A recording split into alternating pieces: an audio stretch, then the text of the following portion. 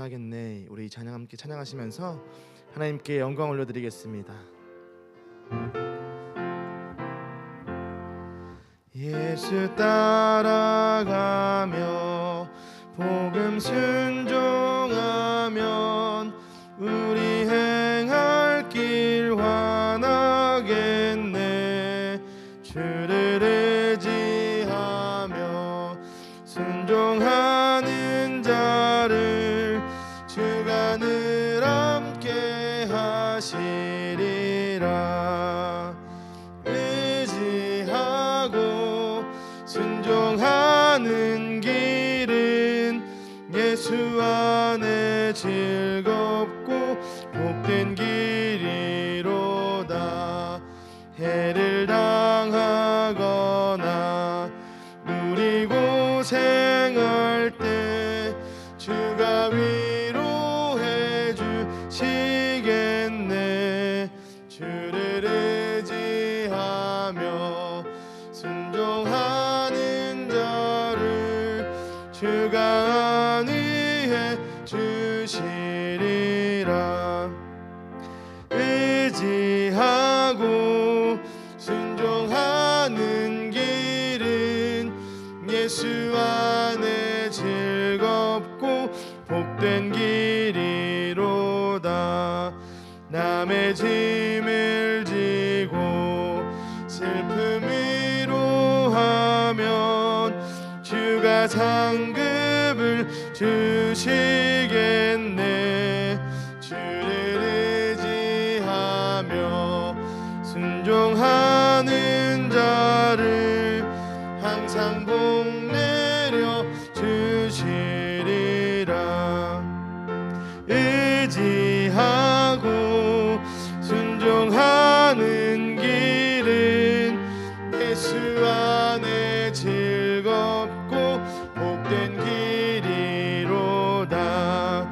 우리 받은 것을 주께 다 드리면 우리 기쁨이 넘치겠네. 주를 의지하며 순종하는 자를 은혜 풍성케 하시리라. 의지하고 순종하는 길은 예수 안에 즐겁고 복된 길이로다.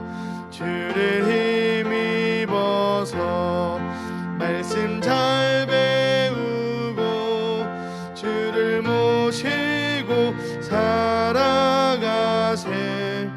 주를 의지하며 항상 순종하면 주가 사랑해 주시리라.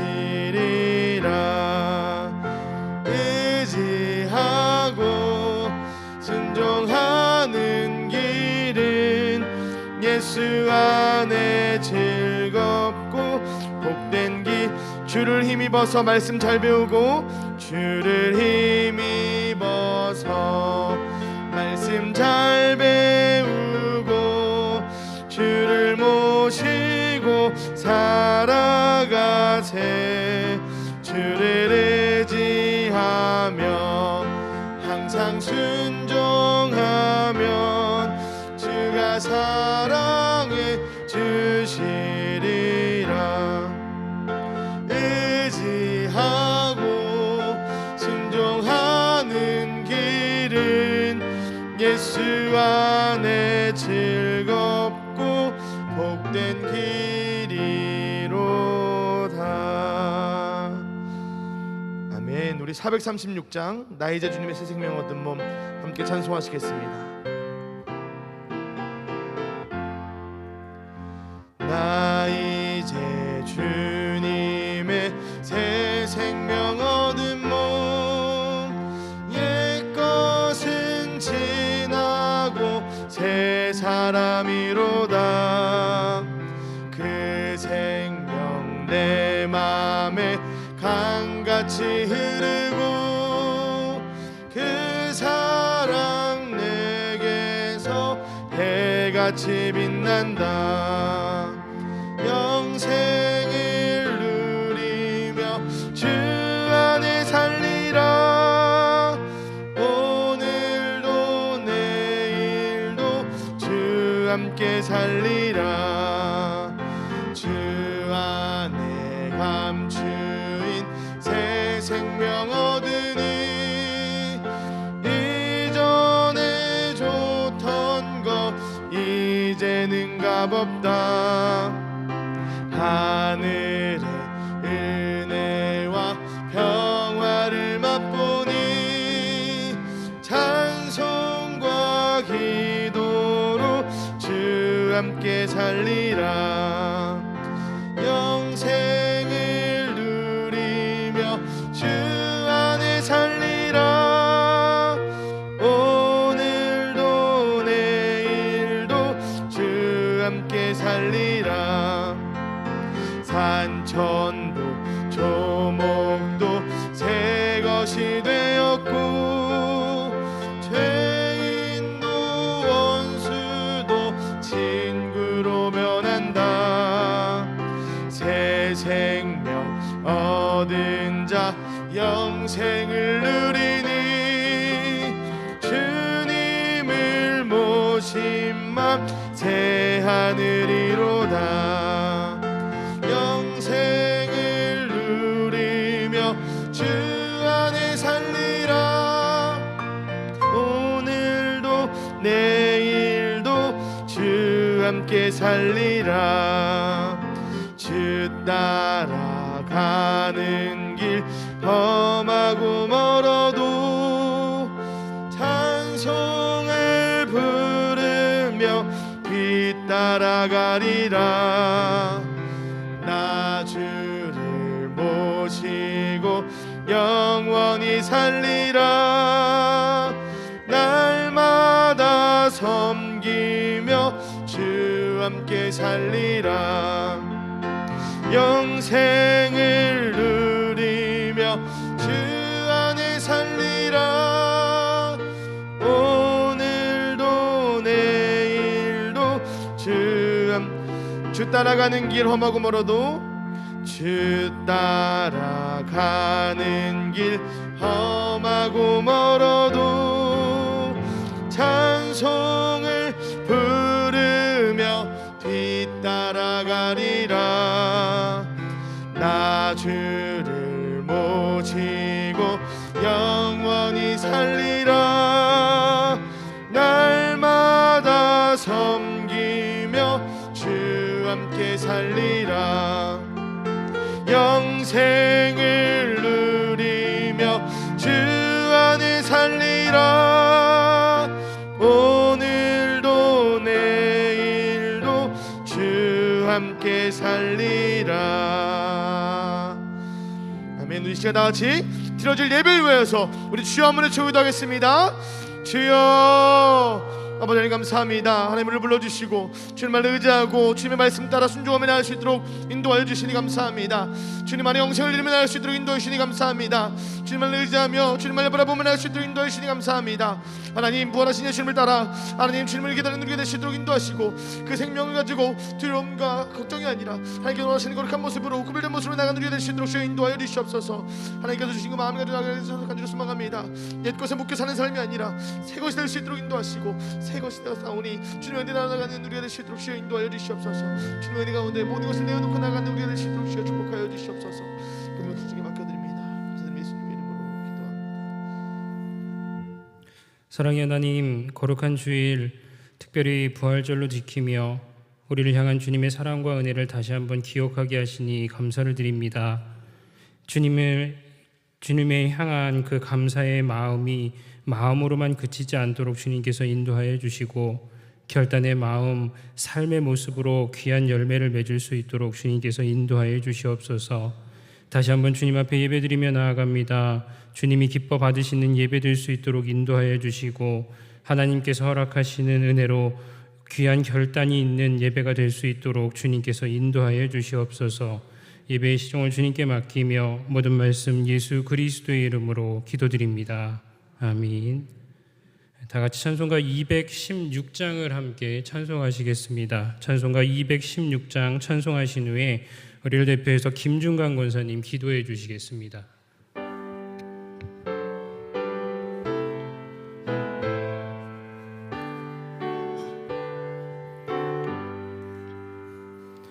성자의 귀한 몸 날 위하여 버리신 그 사랑 고마워라. 내 머리 숙여서 주님께 비는 말 나무어 주님께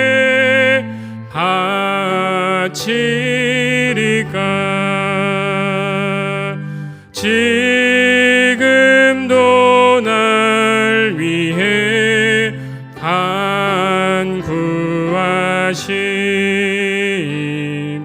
이 옅은 믿음이 아옵나니.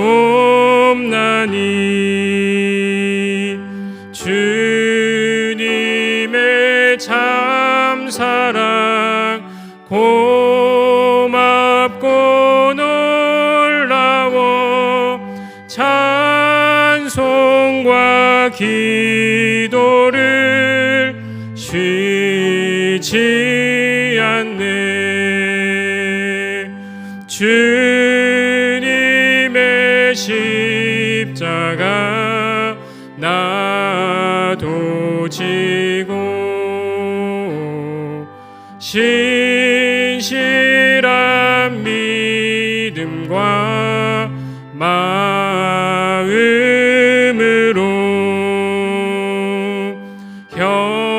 형제의 사랑과 친절한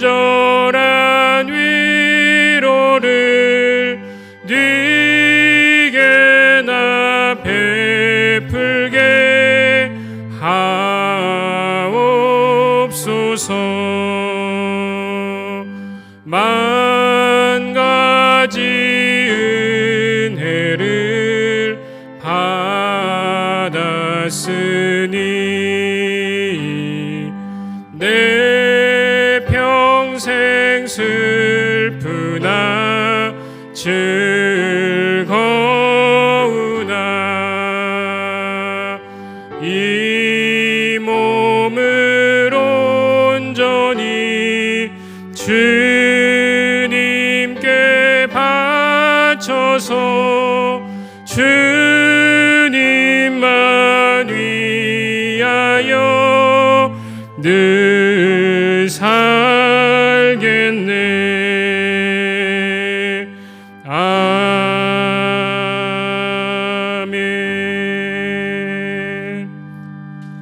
이 시간 우리를 대표해서 김중강 권사님 기도해 주시겠습니다.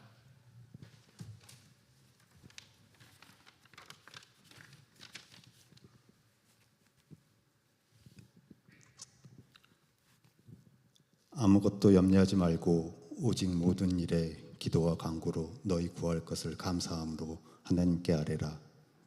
그리하면 모든 지각에 뛰어난 하나님의 평강이 그리스도 예수 안에서 너의 마음과 생각을 지키시리라. 하나님 아버지, 오늘의 하루를 허락하심을 감사합니다. 오늘 하루의 평강이 하나님의 주신 은혜임을 압니다. 모든 일에 기도와 간구로 구할 것을 감사로 함으로 구하라 하셨습니다. 그렇지만 저희 마음속에 무엇을 간구하고 있나요? 혹 자신의 안위만을 위하여, 자신의 욕심을 위하여, 자신의 영광만을 위하여 기도와 간구로 구하지 않나요? 내 자신만의 안위와 욕심과 영광만을 위한 기도와 간구를 구하지 않게 하소서. 지난 주간은 고난 주간이었습니다. 고난 주간 동안 하나님의 사랑을 느낄 수 있는 그런 시간이 아니었나 생각해 봅니다.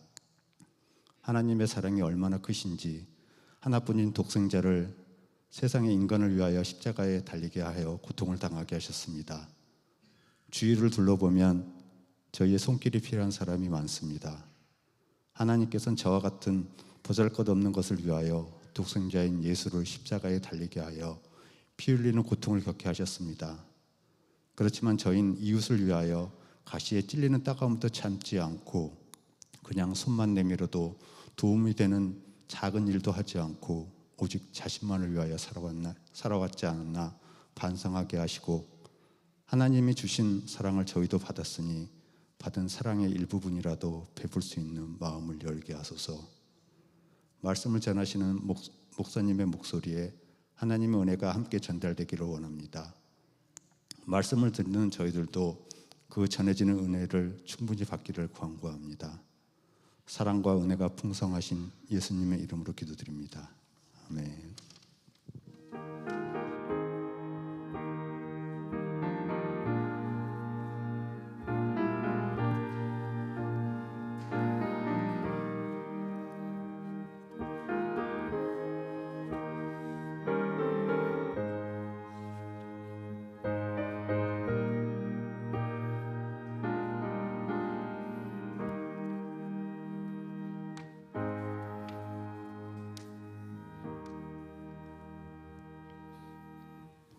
오늘 우리가 함께 나눌 하나님의 말씀은 미가서 6장 6절에서 8절까지 있는 말씀입니다. 구약성경 미가서 6장 6절에서 8절까지의 말씀, 구약성경 1295면 정도에 있습니다. 제가 봉독해 드리겠습니다. 내가 무엇을 가지고 여호와 앞에 나아가며 높으신 하나님께 경배할까? 내가 번제물로 1년 된 송아지를 가지고 그 앞에 나아갈까? 여호와께서 천천의 순양이나 만만의 강물 같은 기름을 기뻐하실까? 내 허물을 위하여 내 맏아들을 내 영혼의 죄로 말미암아 내 몸의 열매로 드릴까? 사람아, 주께서 선한 것이 무엇임을 내게 보이셨나니 여호와께서 내게 구하시는 것은 오직 정의를 행하며 인자를 사랑하며 겸손하게 내 하나님과 함께 행하는 것이 아니냐. 아멘. 우리 옆에 계신 분들과 함께 축복의 인사를 나누도록 하겠습니다. 사랑합니다. 축복합니다. 여러분, TV 예능 프로그램 중에 백종원의 골목식당이라는 TV 프로그램이 있습니다. 우리나라 전체 자영업자 중 폐업 1위에 해당하는 것이 식당이고, 하루 평균 3,000명이 식당을 시작하고 하루 평균 2,000명이 폐업하고 있다라고 합니다. 그래서 골목식당이라는 프로그램은 그 어려운 골목 상권을 활성화시키기 위해 골목 안에 몇몇의 식당을 선정하고 그 식당이 가지고 있는 문제를 찾아 해결 방안을 제시하여서 사람들이 직접 찾아오도록 돕는 프로그램이 바로 골목식당이라는 프로그램입니다. 보신 분들은 아시겠지만 방송에 나오는 대부분의 골목식당들은 참으로 다양한 문제들을 가지고 있는 것을 보게 됩니다. 식당을 운영하고 음식을 만드는 주인이 자기가 만드는 음식에 대한 정확한 지식 없이 남들이 많이 하니까 혹은 쉬워 보이고 간단해 보여서 식당을 시작하였다라는 사람들도 있고, 또 어떤 이들은 열심도 있고 열정도 있지만 자기 고집 때문에 중요한 것을 놓쳐서 가게가 잘 되지 않는 경우도 있었습니다. 또 어떤 이들은 가장 좋고 신선한 재료를 가지고 음식을 제공하고 있지만 음식을 조리하는 방법이나 과정이 바르지 못해서 음식의 맛을 제대로 내지 못하는 경우도 있는 것을 보게 됩니다. 그런데 이들에게 더 안타까운 것은 자신들이 하고 있는 행동에 무엇이 잘못되어 있는지 모르고 장사를 해온 사람들이 대부분이었다라는 것입니다. 더 나아가 손님들이 원하는 것이 무엇인지도 모르고 자신이 잘하고 있고 열심히 노력하고 있는데도 불구하고 식당이 안 된다라고만 생각한다라는 것입니다. 너무 답답하고 때로는 이해되지 않는 부분들도 있지만 이때 백종원이라는 사람이 등장하여서 자기가 가지고 있는 노하우를 가지고 해결 방법을 제시합니다. 물론 처음부터 답을 주는 것은 아닙니다. 방법을 제시하고 그가 제시하는 방법대로 하나하나 해 나아가다 보면 자신의 문제가 무엇인지 깨닫게 되고 또 음식을 제공하는 식당으로서 가져야 할 본질, 음식의 맛까지도 완벽하게 완성되어지는 것을 보게 됩니다. 여러분, 우리는 이 프로그램을 보면서 식당을 운영하는 사람에게 열심만 있다고 해서 되는 것은 아닌 것을 우리는 알게 됩니다. 또 좋은 재료만 있다고 해서 잘 되는 것도 아닙니다. 또 인테리어가 예쁘다고만 해서 되는 것도 아닙니다. 물론 이러한 모든 것이 필요 없는 것은 아니지만 식당은 먼저 손님들의 요구가 무엇인지를 알고 좋은 음식과 맛을 제공할 수 있어야 합니다. 한마디로 말해 식당은 좋은 음식의 맛을 제공하는 그 본질에 충실해야 식당으로서의 정체성을 잃지 않게 되고 또 사람들에게 인정받고 그들이 찾아오게 만들 수 있게 된다라는 것입니다. 그런데 이것을 우리 신앙에 빗대어 보자면 이와 같이 우리 자신의 모습에 대해 무엇이 잘못되었는지를 점검하고 또 본질을 지키려고 하는 것이 신앙생활에서도 굉장히 중요한 태도라는 것을 우리는 깨달아야 합니다. 때문에 하나님을 믿고 살아가는 우리 모두가 하나님 앞에 인정받고 또 하나님이 요구하시는 대로 살아가기 위해 또 우리가 신앙인으로서의 정체성을 잃지 않기 위해서 우리가 지켜야 할 신앙의 본질, 하나님이 원하시는 신앙의 본질이 무엇인지에 대한 고민과 질문이 우리 가운데 있어야 한다라는 것입니다. 오늘 우리가 읽은 미가서의 말씀은 단 3절의 말씀이지만 신앙의 본질이 무엇인지 또 비본질적인 것은 무엇인지에 대해 더 나아가 하나님이 우리에게 요구하시는 것이 무엇인지에 대해서 기록하고 있습니다. 그리고 본질적인 것보다 비본질적인 것이 신앙의 중심에 자리 잡게 되면 영적인 위기 상태에 직면할 수 있다는 것을 오늘 말씀에서 보여주고 있습니다. 본문의 미가 선지자가 활동했던 시대는 악하기로 악명이 높은 아하스 왕이 통치하고 있었던 그러한 시대였습니다. 또한 당시 부와 권력을 가진 소수의 사람들은 자신의 지위를 이용해서 사욕을 채우는 데 혈안이 되어져 있었고 정치계나 종교계 할 것 없이 부패하여 선이 무엇이고 악이 무엇인지를 분간하기 힘든 그러한 시대였습니다. 그런데 말씀을 보면 놀라운 것이 있습니다. 이처럼 모든 것이 철저하게 부패했다면 하나님을 찾는 사람이 없을 것 같은데 오히려 하나님의 성전에는 아침과 저녁마다 제물을 바치러 오는 사람들의 발길이 끊이지 않았다라는 것입니다. 물론 이러한 모습을 보며 악한 시대에 하나님 앞에 나오는 사람들이 많았다는 것이 다행이 아닌가라고 생각하실 수 있을지도 모르겠습니다.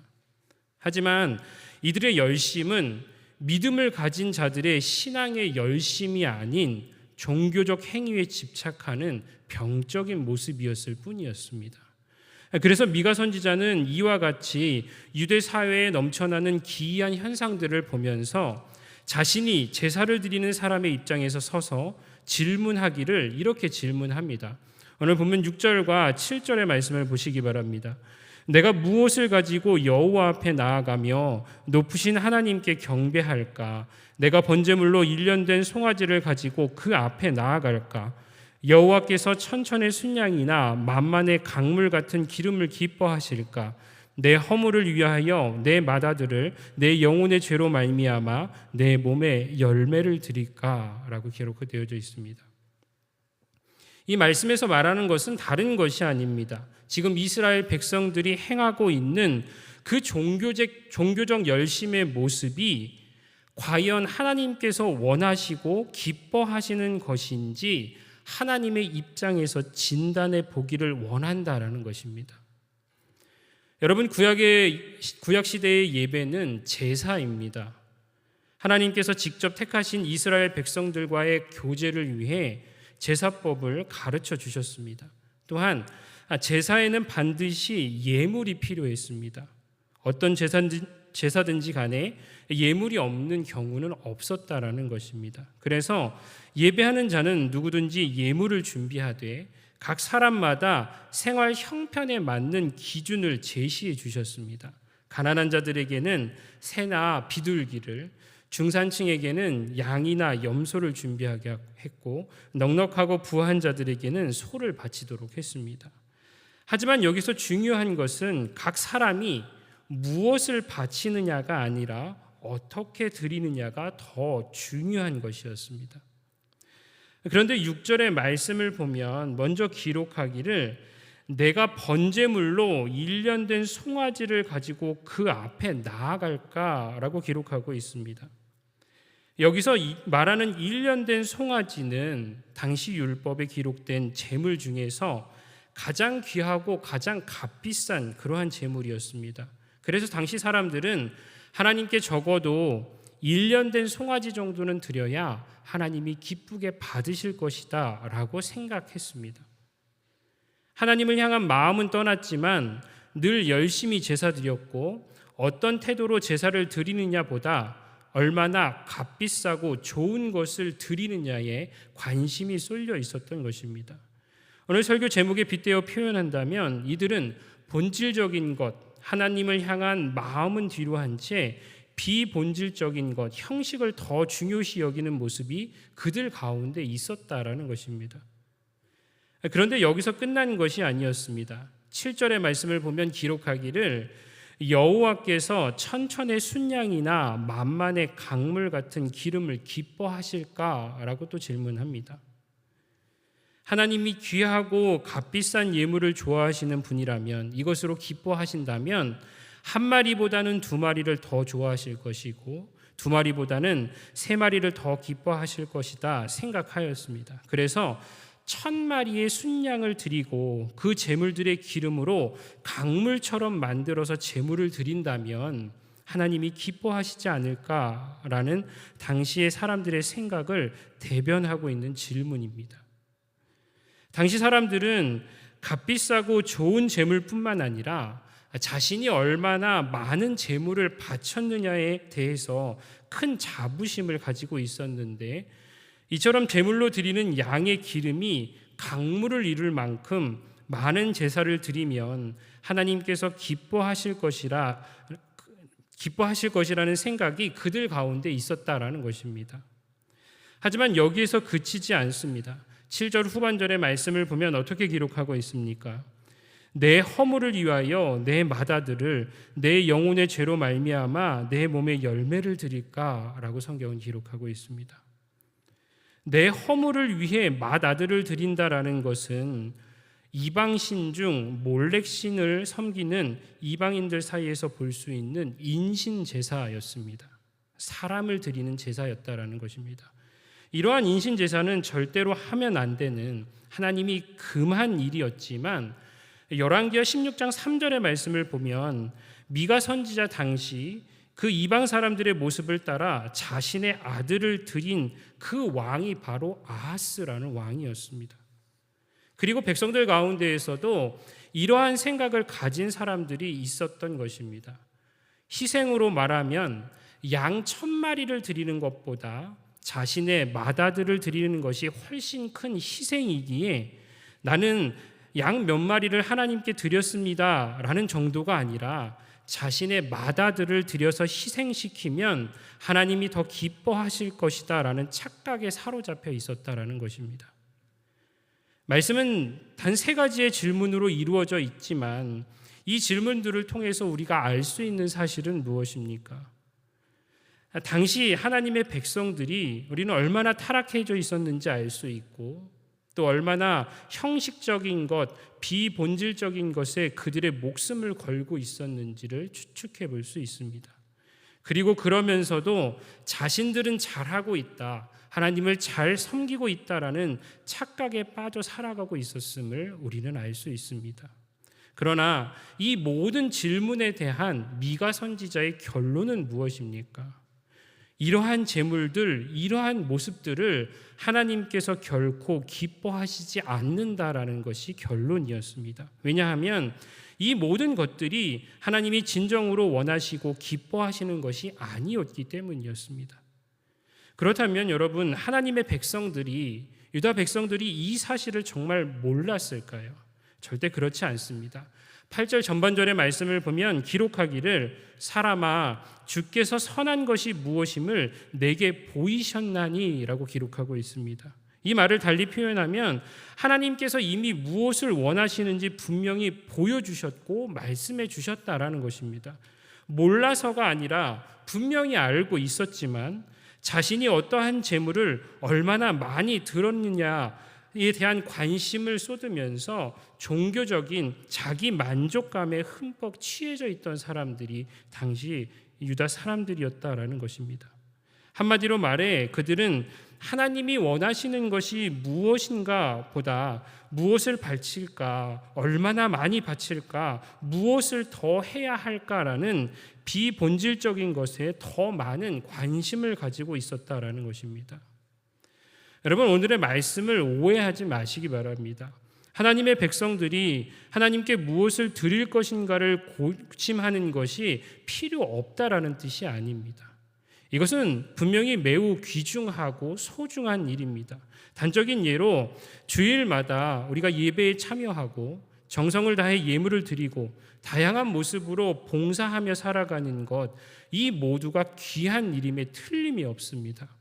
그러나 그 모든 것에 하나님을 향한 사랑의 마음이 빠진 형식만 남아있는 것이라면, 또한 하나님이 요구하고 계시는 것을 외면한 채 단순히 자기 만족을 위한 열심을 내는 것이라면 그것은 아무런 소용이 없다라는 것입니다. 이렇게 되면 결국 신앙생활의 본질을 잃어버리게 되고, 신앙생활은 단순히 내가 행하는 수많은 일들 중 하나의 일로 전락해버리고 말게 되는 것입니다. 뿐만 아니라 눈에 보이는 형식, 다시 말해 예배를 더 멋있게 드리고 더 많은 봉사를 하고 남보다 많은 것을 드리는 일에 몰두하다 보면 어느덧 신앙의 본질은 훼손되게 되고 후에는 결국 그 형식마저 무너져서 아무런 의미 없는 종교적 행위로만 그치게 된다라는 것입니다. 그래서 이사야 선지자는 이사야 1장 11절과 12절의 말씀을 통하여서 신앙생활의 본질은 잃어버리고 비본질적인 형식만 남은 그러한 신앙생활에 대해서 이렇게 하나님의 책망을 듣습니다. 여호와께서 말씀하시되 너희의 무수한 재물이 내게 무엇이 유익하뇨? 나는 순양의 번제와 살찐 짐승의 기름에 배불렀고 나는 수송아지나 어린 양이나 순염소의 피를 기뻐하지 아니하노라. 너희가 내 앞에 보이러 오니 이것을 누가 너희에게 요구하였느냐? 내 마당만 밟을 뿐이니라 라고 책망하십니다. 너희들이 행하고 있는 모든 것이 소용없다. 내가 그것을 기뻐하지 않는다라고 하나님께서 분명히 말씀하고 계신 것입니다. 그렇다면 여러분, 하나님께서 우리에게 바라시는 것이 무엇입니까? 다시 말해 하나님께서 주목하시고 요구하시는 신앙의 본질, 하나님을 기쁘시게 하는 것이 과연 무엇이냐라는 것입니다.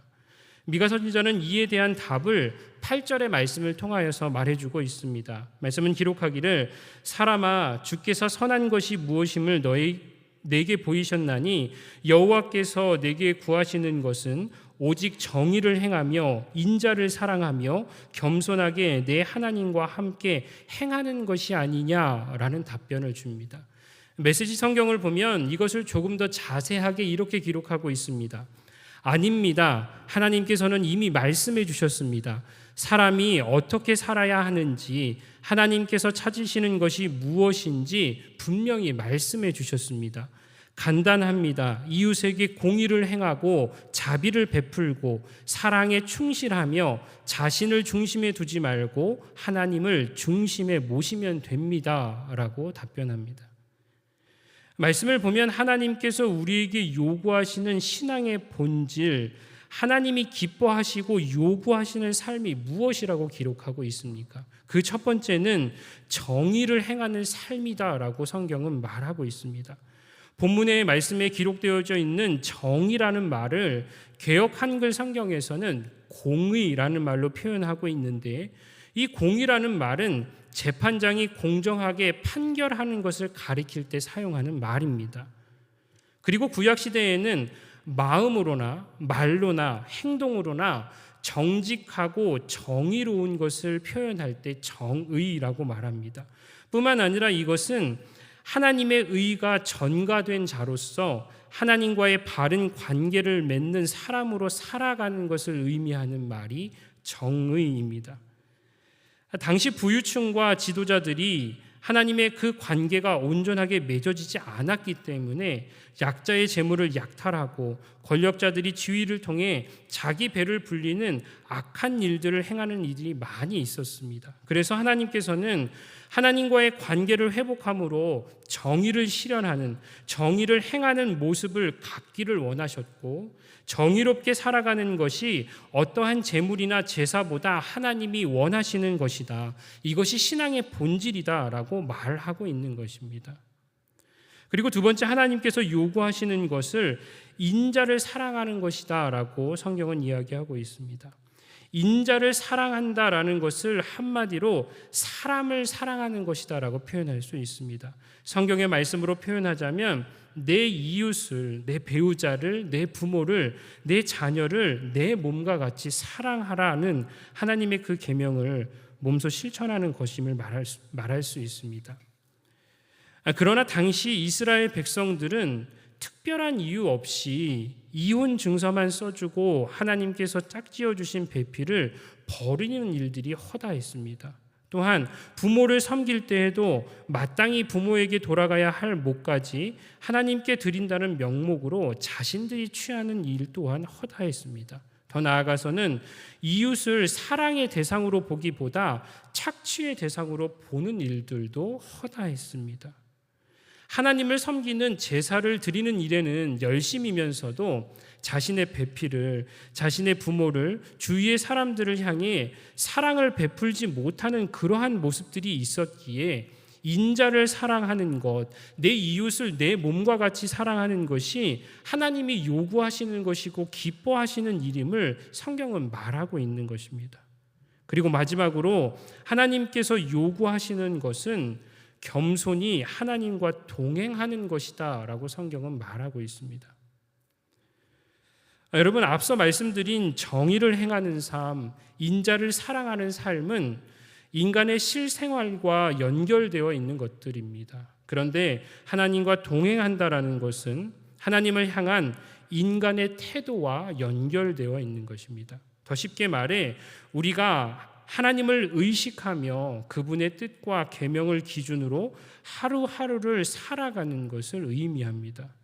그리고 하나님과 동행한 성경의 인물 중 대표적인 인물을 들자면 에녹이라는 사람을 들 수 있을 것입니다.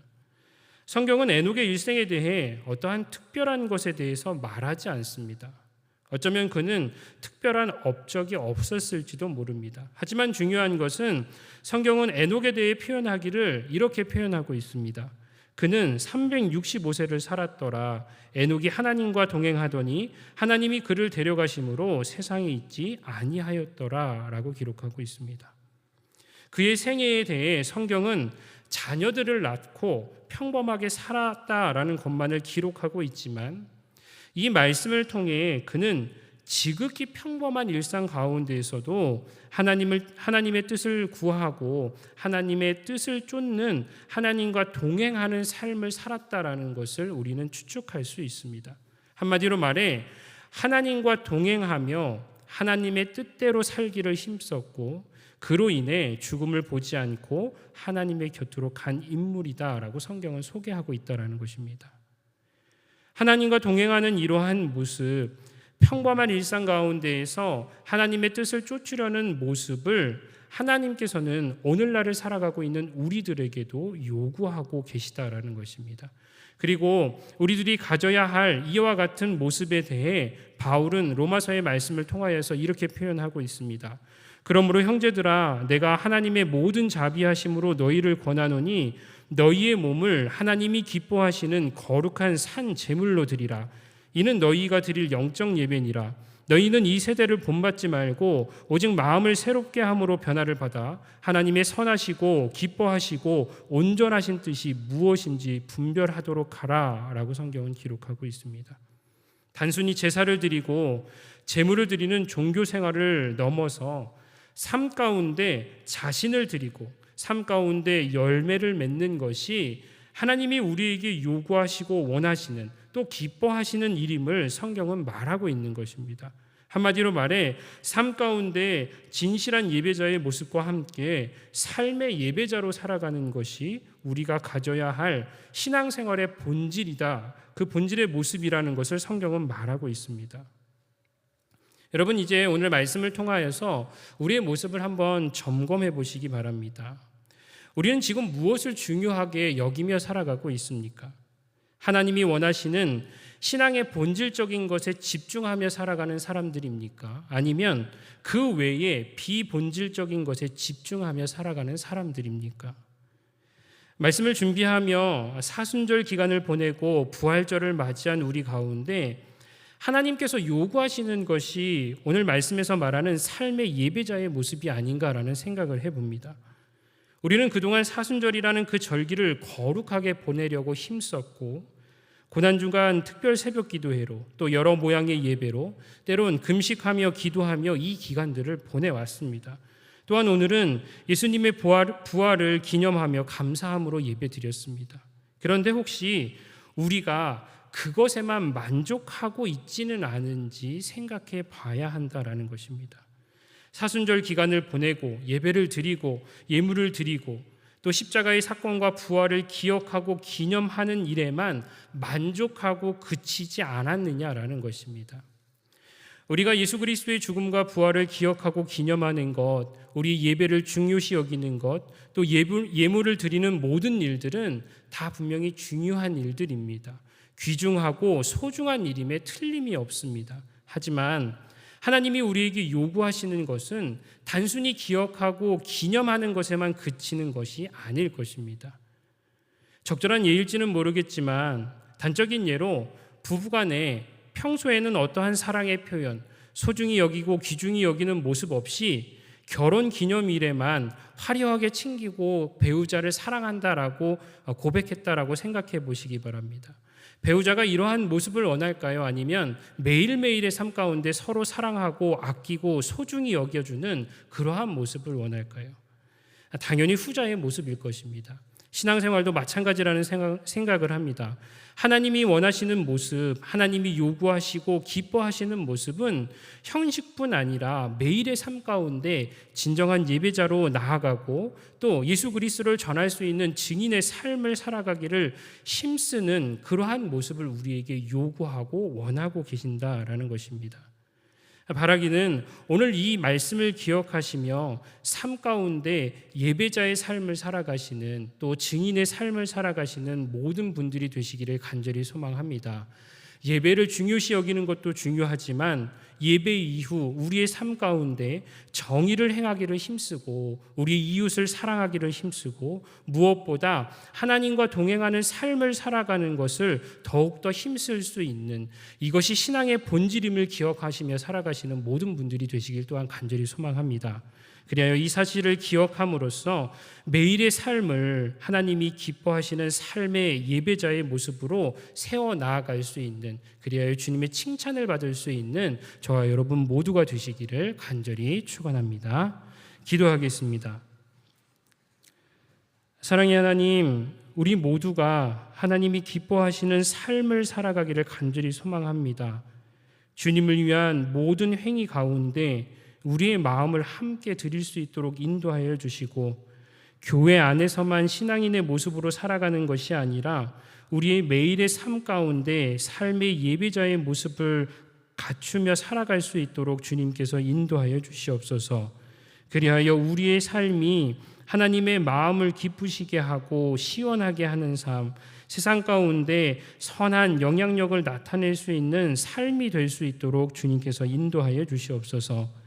주님께 예물을 드린 손길들이 있습니다. 감사한 마음을 담아 주님을 향한 마음을 담아 올려드리오니 기쁘게 흠양하여 주시고 예물이 쓰이는 곳곳에서 주님의 향기가 나타날 수 있도록 주님께서 인도하여 주시옵소서. 부족한 우리의 삶이 주님과 늘 동행하는 삶이 될 수 있도록 주님께서 인도하여 주시기를 간절히 소망하며 모든 말씀 예수 그리스도의 이름으로 간절히 기도드립니다. 아멘. 이 시간 교회 소식을 전해드리겠습니다. 모든 예배는 온라인과 병행하여서 드리고 있습니다. 각자 예배의 처소에서 우리의 마음을 함께 올려드리는 귀한 예배를 드리시는 모든 분들이 되시기를 간절히 소망합니다. 충청연의 원로 장로연합회 총회가 돌아오는 토요일 오후 2시 선장감리교회에서 있습니다. 대천 남지방 원로 장로연합회 총회가 이번 주 금요일 오전 11시에 우리 교회에서 있습니다. 함께 기도해 주시기 바랍니다. 다른 광고는 주보를 참고해 주시기 바랍니다. 옆에 계신 분들과 함께 축복의 인사를 나눌 때에 삶의 예배자가 됩시다 라고 함께 인사하셨으면 좋겠습니다. 한 주의 삶 가운데서도 하나님의 말씀을 기억하시면서 특별히 삶의 예배자로서 삶을 살아갈 수 있는 저와 여러분 모두가 되시기를 간절히 소망합니다. 기도하시겠습니다. 하나님, 말씀을 통해 결단한 우리의 마음이 흐트러지지 않도록 주님께서 인도하여 주시기를 간절히 소망합니다. 그래야 삶 가운데 거룩한 예배자의 모습으로 세워지게 하시고 사람들에게는 그리스도의 향기를 나타내고 전할 수 있는 우리 모두가 될 수 있도록 주님께서 인도하여 주시옵소서. 지금은 우리 주 예수 그리스도의 은혜와 우리를 사랑하시되 끝까지 사랑하시는 하나님 아버지의 무한하신 사랑과 성령님의 인도 동행하심이 귀한 결단의 마음을 품고 삶의 예배자로 살아가기를 소망하는 모두의 머리 위에 함께 하시기를 간절히 축원하옵나이다. 아멘.